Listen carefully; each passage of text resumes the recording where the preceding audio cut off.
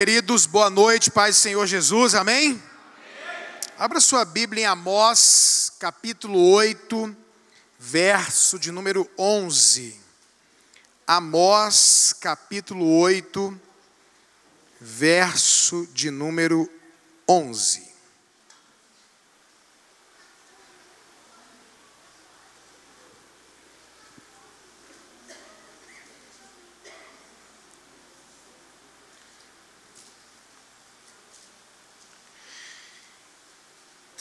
Amós, capítulo 8,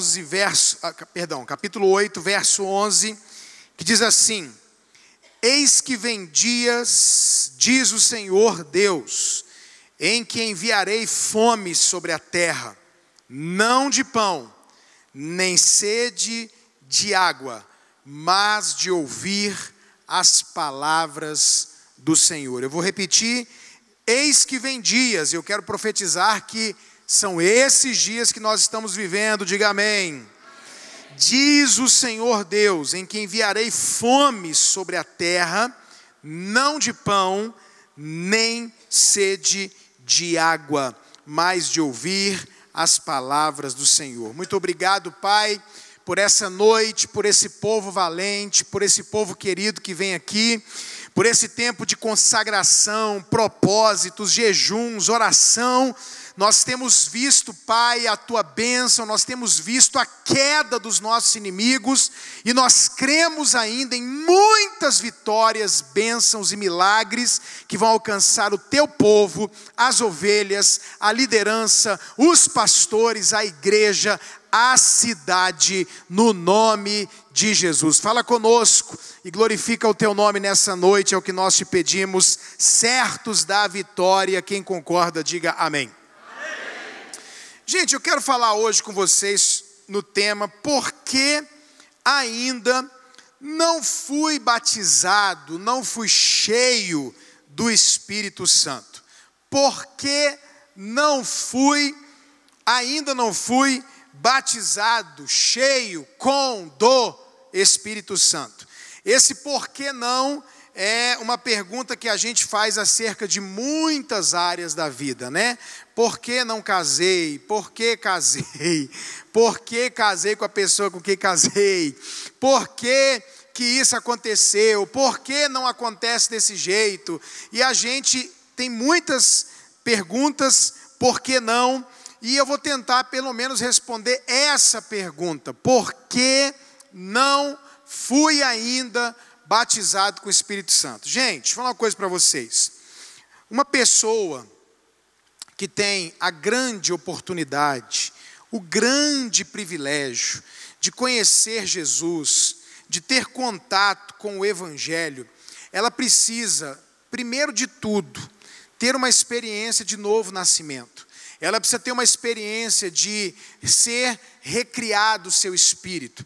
Isso acontece quando você, de coração, se arrepende dos seus pecados, se arrepende das coisas feias que você fez ou faz, entrega a sua vida para Jesus, confessa Ele como seu Senhor e Salvador. Esse evangelho do Jesus só Salvador, ele é incompleto. Jesus, ele só entra se ele for Salvador e Senhor da nossa vida.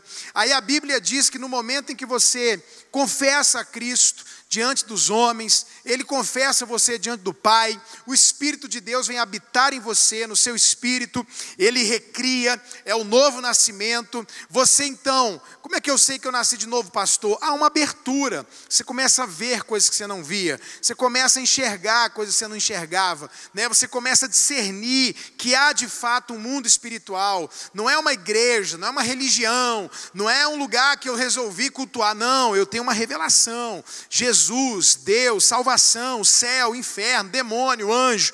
Então essa percepção espiritual, esse discernimento, essa nova vida, esse não mais prazer no pecado, e eu repito para você entender, não é que quem nasceu de novo não tenha tentação, não vá sujar o pé ou cair, não é que quem nasceu de novo não tenha prazer no pecado. Qualquer ser humano na terra, o mais santo, o mais garantido no céu, se ele entrar entrar num motel, um homem com uma mulher, e ele tiver relação sexual com ela, no momento da relação ele vai sentir o que, gente? Prazer. Ele vai ter prazer no momento, mas ele não consegue mais ter prazer em quê? Em viver desse jeito, em viver daquela forma. Quando termina a noite, quando termina, você foi para uma festa, bebeu, você foi para uma festa, usou droga, você saiu com uma mulher, com um homem, teve prazer com aquela pessoa, mas quando aquilo acaba, você não é como antigamente, que simplesmente dorme, acorda e está esperando a próxima.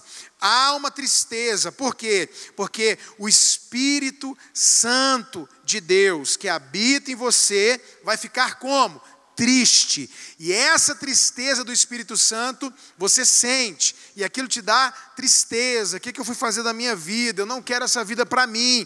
E há essa guerra, que é normal, entre o Espírito e a carne. Então o nascido de novo, ele não consegue mais viver na prática do pecado. Quem nasceu de novo de verdade, não quer mais pular na lama, viver na lama, rolar com porcos. Você está entendendo? O nascido de novo, ele está num processo de, presta atenção, salvação e conversão da sua alma. O Espírito está pronto.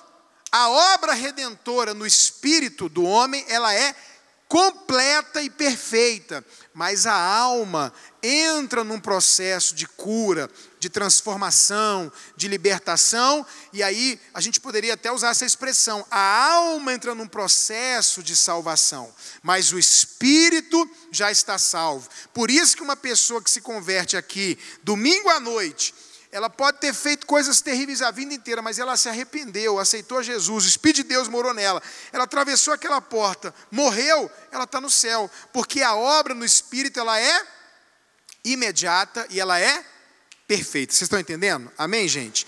Então a pessoa nasceu de novo, isso é a coisa mais importante que tem que acontecer no ser humano, porque sem o novo nascimento, ninguém vai para o céu. Sem nascer de novo, ninguém vai encontrar Jesus. Se a pessoa morrer dentro da igreja, ouvindo Bíblia, cantando, dizimando, ofertando, ajudando em missões, participando de tudo, e não nascer de novo, infelizmente, ela não entrará no reino dos céus. Ao nascer de novo, a gente precisa de uma segunda coisa que é importantíssima, que é o quê? Ser revestido do poder do Espírito Santo. A gente tem que ser cheio do Espírito Santo. Então tem muito crente, irmãos, que teve uma experiência com Deus, que nasceu de novo, mas não foi cheio do Espírito Santo. É só você ler a Bíblia e você vai ver os apóstolos chegando nas cidades e perguntando, vocês já receberam o dom do Espírito? Já foram batizados, cheios do Espírito Santo? Não, a gente foi batizado nas águas, o batismo do arrependimento, a gente já se converteu, a gente já aceitou Jesus, a gente já é crente, mas a gente nunca ouviu falar sobre ser cheio do Espírito Santo. E aí os apóstolos, não, então peraí, vem aqui, e eles impunham as mãos, e as pessoas eram cheias do Espírito Santo. Quando você recebe esse revestimento de poder, quando você é cheio do Espírito Santo, aí você alcançou um novo nível. Qual é esse nível, pastor?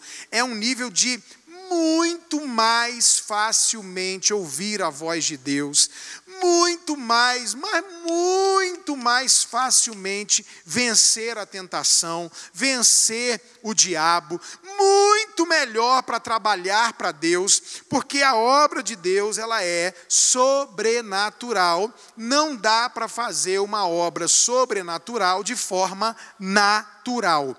Então, quando um crente recebeu a salvação, ele recebeu de melhor que pode receber, ele está com o nome escrito no livro da vida, isso é tremendo. Mas a vida de um crente, sem ser cheio do Espírito Santo, irmãos, é uma vida um pouco, entenda, olha para mim, miserável.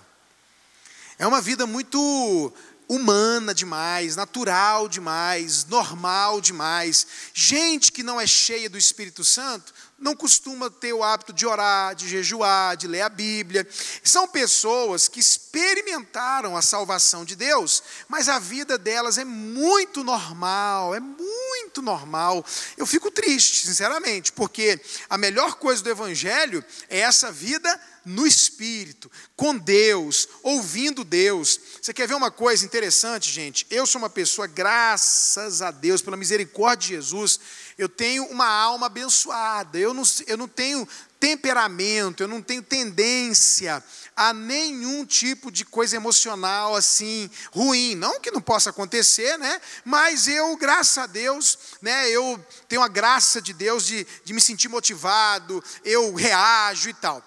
Mas durante esse período agora de jejum e oração, teve um dia que eu passei uma guerra, mas uma guerra emocional, uma guerra que eu não passei nos últimos 10 anos da minha vida. Aí sabe o que aconteceu?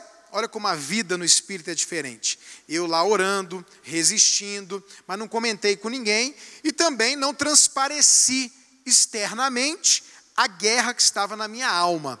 Gente, a minha digníssima esposa, que não estava comigo, porque eu acho que eu estava viajando, ou eu estava aqui, ela estava viajando, alguma coisa assim, ela me mandou uma mensagem assim: amor, eu estava orando por você, e Deus mandou te dizer que o que você sentiu hoje não foi humano, natural, foi demônio, foi seta, foi um ataque violento das trevas contra a sua vida. Eu estava orando por você e Deus me mostrou que você estava assim sendo bombardeado pelo inferno. Só que ela falou, mas amor, Deus me disse que era espiritual e que você venceu. Você está vendo como é que é o negócio? Uma pessoa natural passa por isso, cai em depressão, se arrebenta, nem reage mais, nem percebe o que foi.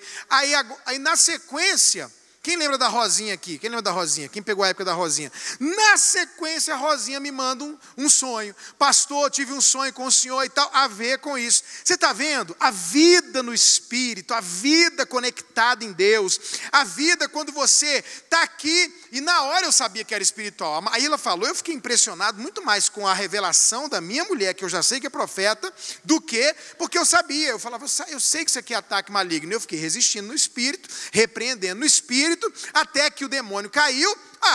Qual foi o dia? Foi naquela terça-feira da libertação. Foi na terça-feira da libertação que eu ia ter o culto de libertação. O que eu falei para vocês? O diabo não sabia, mas havia uma movimentação no mundo espiritual. E os capeta caíram na minha vida, na sua vida, em quem veio aqui. Amém, gente? Então, essa vida carnal, normal, medíocre, humana, que a diferença que a pessoa tem para um não crente é tão mínima, que a gente quase nem percebe, a não ser porque convive, porque está na igreja, você está perdendo o rio, entendeu? Quando você não se torna um crente cheio do Espírito Santo, você está perdendo o rio, você está perdendo as profundezas, você está perdendo o melhor do Evangelho. Então, gente, a gente precisa buscar esse novo nascimento e, na sequência, a gente tem que buscar uma coisa chamada ser cheio, batizado no Espírito e com o Espírito Santo. O que impede, pastor? Por que eu ainda não fui batizado com o Espírito Santo? A primeira resposta é o pecado. Isaías 59, 2. Isaías 59, 2, dá para colocar para nós? Isaías 59, verso de número 2. Que diz assim: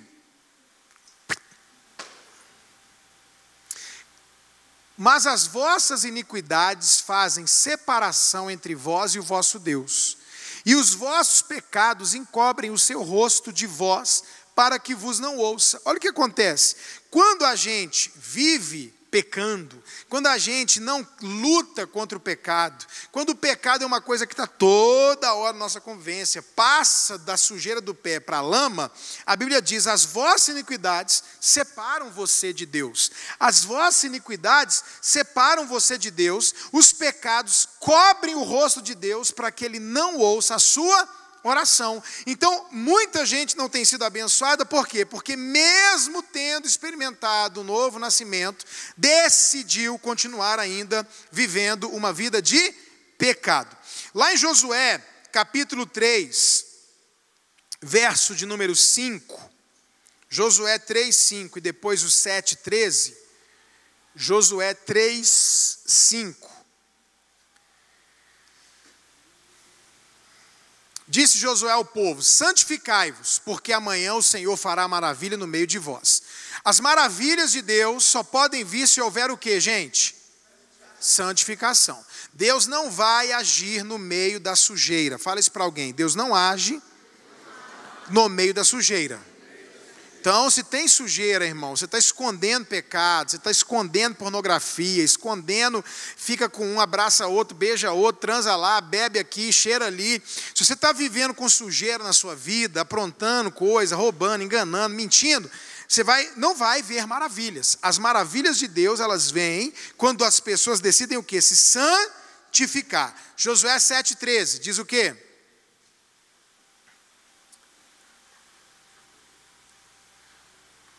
Então Josué enviou mensagem: dispõe-te, santifica o povo e diz: santificai-vos para amanhã, porque assim diz o Senhor Deus de Israel: há coisas condenadas no vosso meio, ó Israel, aos vossos inimigos não podereis resistir, enquanto não eliminardes do vosso meio as coisas condenadas. Eu fui expulsar um demônio uma vez aqui no Santos Dumont, na casa de uma pessoa.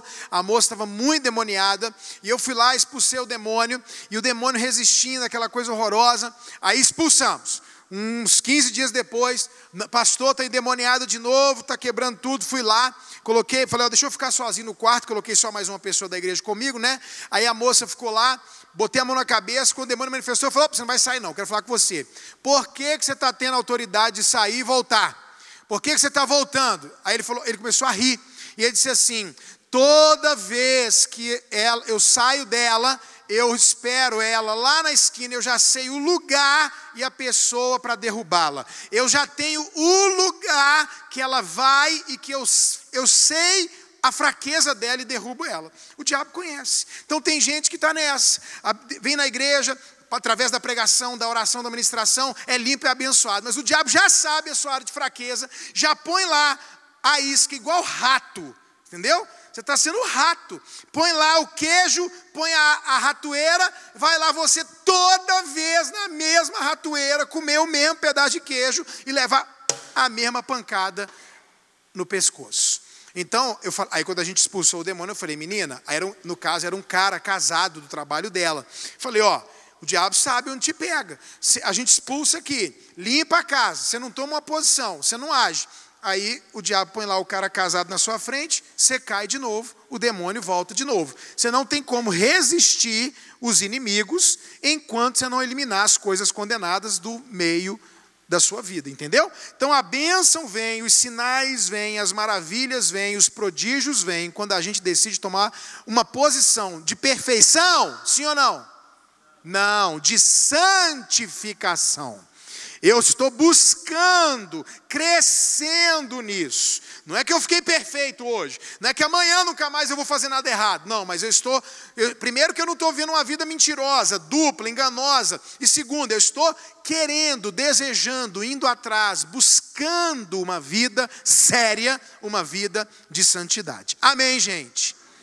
Aí o que o diabo tenta te convencer? Que o pecado é mais forte do que o evangelho, que o pecado é maior do que Deus. O diabo tenta te convencer que o pecado é bom, o diabo tenta te convencer que o pecado é maior e mais forte do que Deus. Mas a Bíblia diz em Romanos 6,14, o pecado não terá mais domínio sobre a sua vida.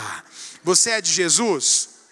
Então repita comigo, Romanos, vamos falar forte, Romanos, capítulo 6, verso 14, olha aqui para mim. Lembra que eu falei do pastor Marcos nessas terças passadas, que a gente manda vocês fazer e vocês não fazem? Vamos fazer o que o pastor está falando? Vamos lá? Todo mundo falando, Romanos, capítulo 6, verso 14. Agora diz assim, a Bíblia diz, a palavra de Deus diz, Deus diz, o pecado não tem domínio sobre a minha vida. Diga amém. Agora profetiza para alguém, fala: o pecado não tem domínio sobre a sua vida. Nome de Jesus, amém, crente? Então a primeira coisa que atrapalha a gente a ser cheio do Espírito Santo é o quê?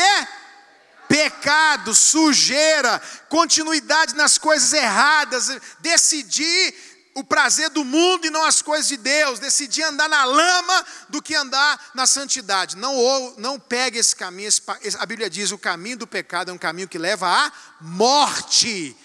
Cedo ou tarde isso vai trazer morte para você, morte da fé, morte da alegria, morte da paz, morte espiritual, morte emocional e até morte física. Segunda coisa que impede a gente receber o Espírito de Deus é a fé. Falta de fé, né? Marcos 16, Hebreus 11:6, vai falar o seguinte, olha na tradução da Bíblia Viva, não precisa colocar o texto não. Na tradução da Bíblia Viva diz assim: aqueles que se recusaram a crer.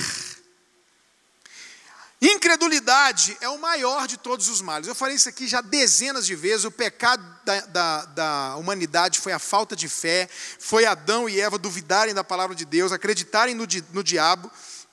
E quando a gente não acredita em alguma coisa, irmãos, na verdade a gente acredita em outra. Então, não crer é crer na coisa errada. Porque quando você não acredita na cura, você está acreditando em quê? Na doença. Quando você não acredita em Deus, você está acreditando em alguma outra coisa. Não tem como, você está colocando a sua fé no lugar errado. No lugar de você acreditar que Deus vai te abençoar, você acredita que Deus não vai te abençoar. É fé. Você está tendo fé. Pastor, pensa no homem que tem fé, sou eu. Eu creio que não vai dar certo.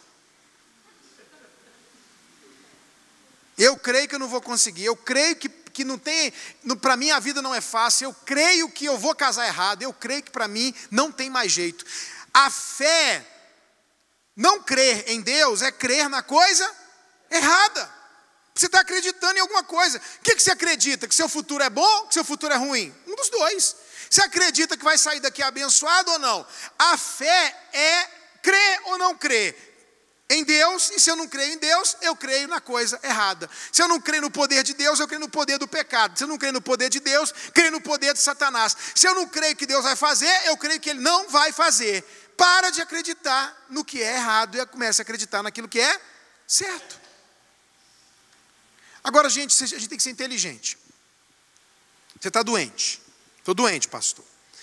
Pastor, eu vou crer que eu vou ser curado. Pronto, você creu. Pastor, não deu certo. Ok, não deu certo.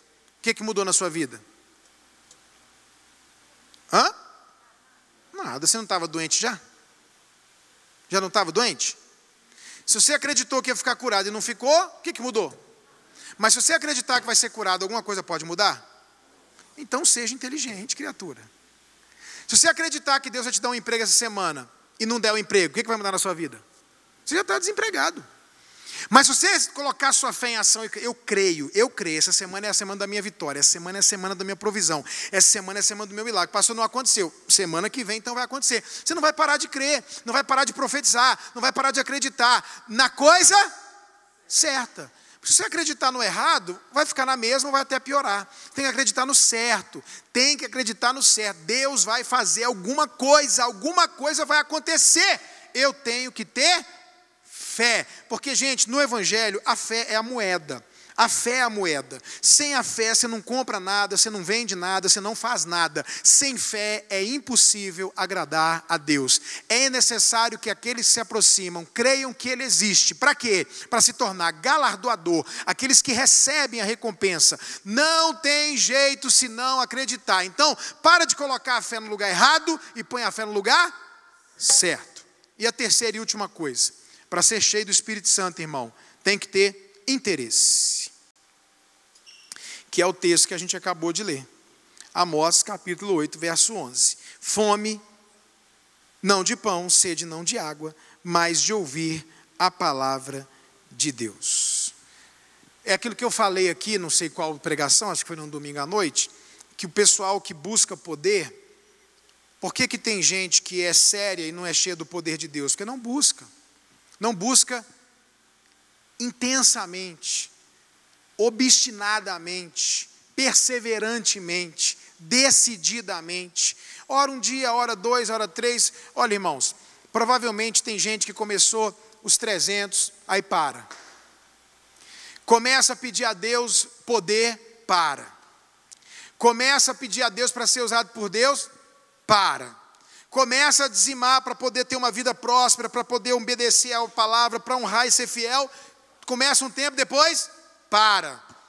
A Bíblia diz que gente assim não vai receber nada, porque é inconstante, é como a onda do mar, vai e vem, não tem firmeza e constância. Pessoas menos inteligentes do que você, menos fiéis que você, menos verdadeiras, menos sérias, menos caráter que você, tiveram uma postura só, uma diferença de você e de mim. Qual?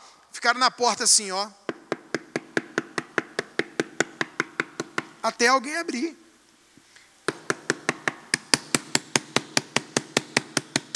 Segunda, terça, quarta, quinta, sexta, sábado, domingo. Segunda, terça, quarta, quinta, sexta, sábado, domingo. 1 mês, 2 meses, 3 meses, 6 meses.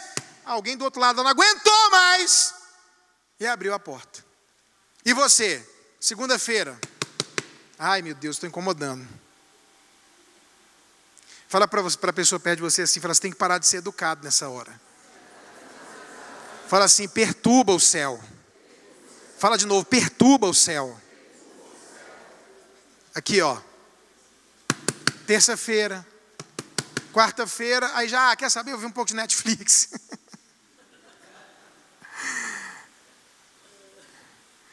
Quer saber? Eu vou jogar um dominó, uma sinuca. Aí daqui 4 dias, chega lá, será que tem alguém hoje? Gente, esse tipo de pessoa não vai receber nada. Dá o dízimo em janeiro, dá o dízimo em fevereiro, dá o dízimo em março. Aconteceu nada, parou. Aí vem o Arão aqui em junho, dá uma palavra, ensina, aí volta a fazer. Aí fica nessa, entendeu? Fica nessa. Aí quer ser crente, uma hora não quer. Quer fazer, uma hora não quer. Você do louvor, uma hora não é. Quer orar, uma hora não quer. Não vai receber. Você tem fome e sede de quê? Qual é a sua fome e a sua sede?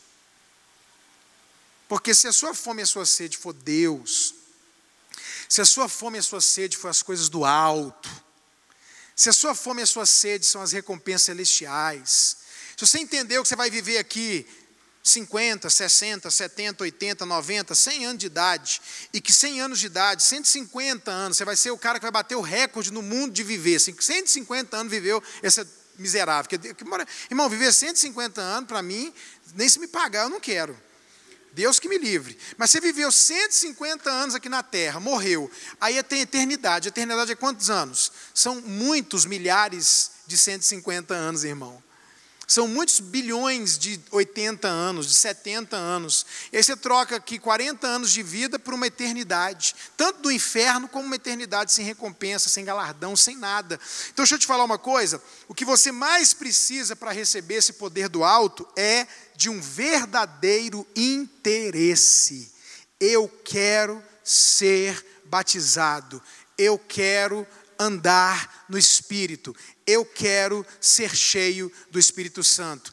Eu quero, se não tenho, Senhor, então me dá fome e sede de Ti. Fome e sede da Tua palavra. E me dá perseverança para ficar batendo na porta. E eu quero te dar um conselho. Aqui é um conselho. Não fica batendo na porta por causa de carro, de casa, de milhões, de passar no TJ, não.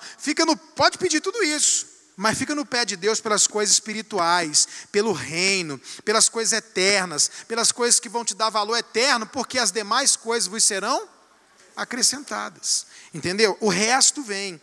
Irmão, vou te falar uma coisa, esse negócio de ficar orando por esse tanto de coisa, é tudo com novidade. Porque na minha época, a gente só ia no altar, só fazia vigília, só fazia culto para dizer, Deus, abençoa a gente, enche a gente do Espírito Santo, a gente quer a Tua presença, usa a nossa vida. Era raríssimo você estar ouvindo alguém, me dá um emprego, me dá um carro, me dá uma casa, me faz rico, faz famoso, sei o quê, entendeu? O povo estava atrás do Espírito de Deus. E aí Deus abençoou a gente, ó. Deus me prosperou a minha geração inteira, deu emprego, deu salário, deu vida tranquila, porque a nossa busca era pelas coisas do alto.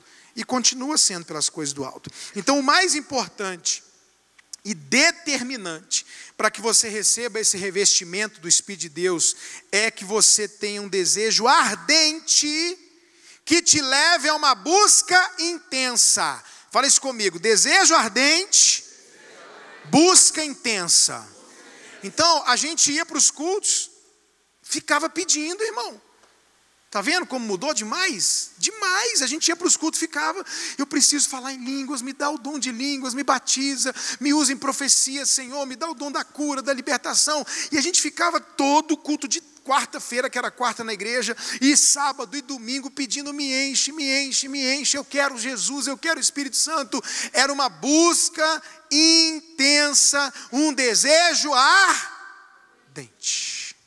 Eu quero que Deus faça isso aqui hoje, irmãos. Coloque em nós fome e sede das coisas certas. E aí, irmão, a oração é a resposta de tudo. Com oração a gente pede perdão, com oração a gente pede libertação, com oração a gente pede fé, com oração a gente pede fome e sede, com oração a gente pede para ser batizado com o Espírito Santo. É buscar de verdade.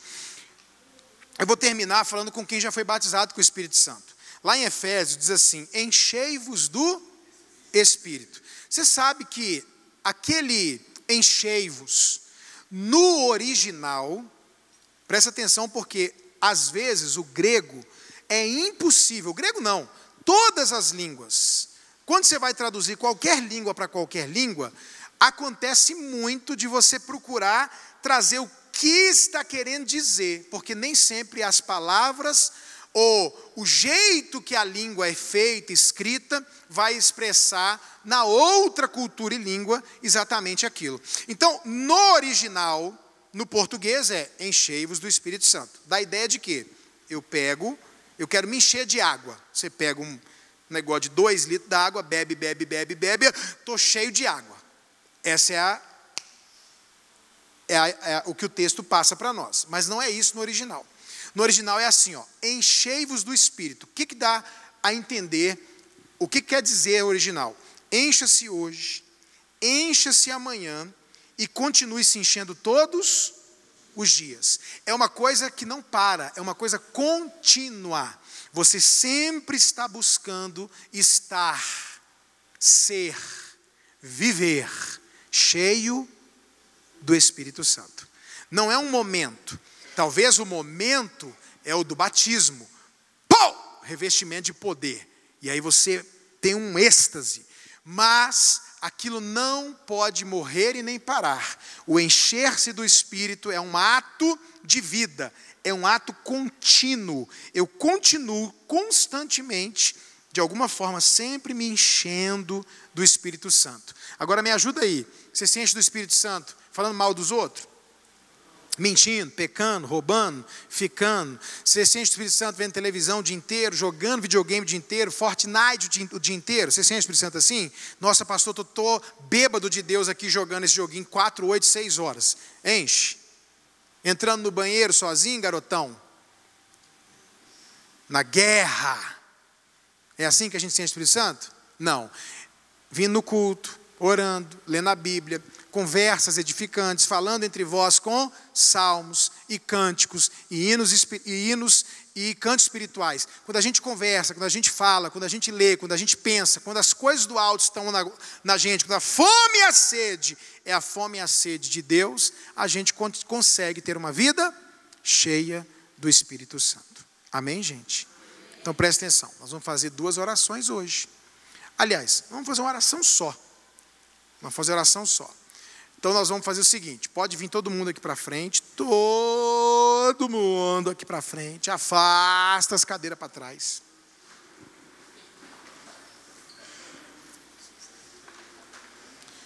Não sei se toca para a música. Não sei se toca para a música. Pode ser. Chega aqui todo mundo, ó, pertinho aqui, ó, vem cá, no altar. No altar tem fogo, aleluia. Eu quero fazer uma pergunta para vocês, gente. Quero fazer uma pergunta para vocês.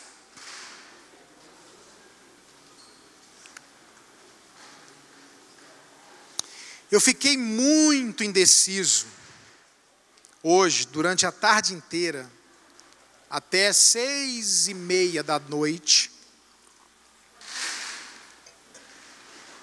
sobre o que pregar. Porque eu tinha ainda no meu coração, talvez, de falar alguma coisa sobre libertação.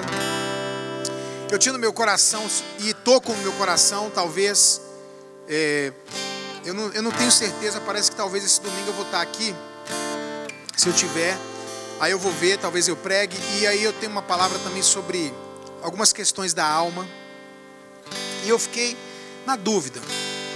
Mas quando eu estava na dúvida,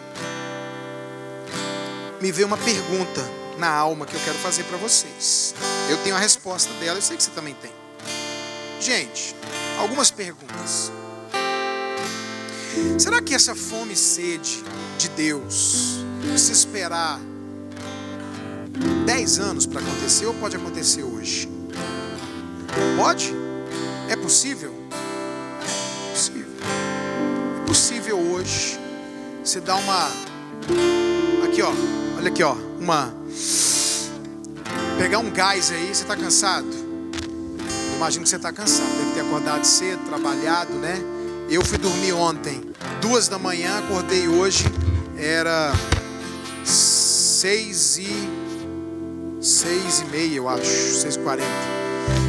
Dormi 4 horas e pouco essa noite. Estou cansado também, mas ainda vou estar na oração de 11 horas. Então, a gente pega um gás para dizer: Deus, eu quero essa fome, essa sede hoje. Eu quero essa fome. Eu não quero essa fome, essa sede daqui 10 anos, não. Eu quero hoje. Eu quero que alguma coisa seja movida, tocada dentro de mim, agora na oração. Então isso é possível, né? Segunda pergunta que quero fazer: gente, será que a gente consegue? Será que a gente consegue chamar, atrair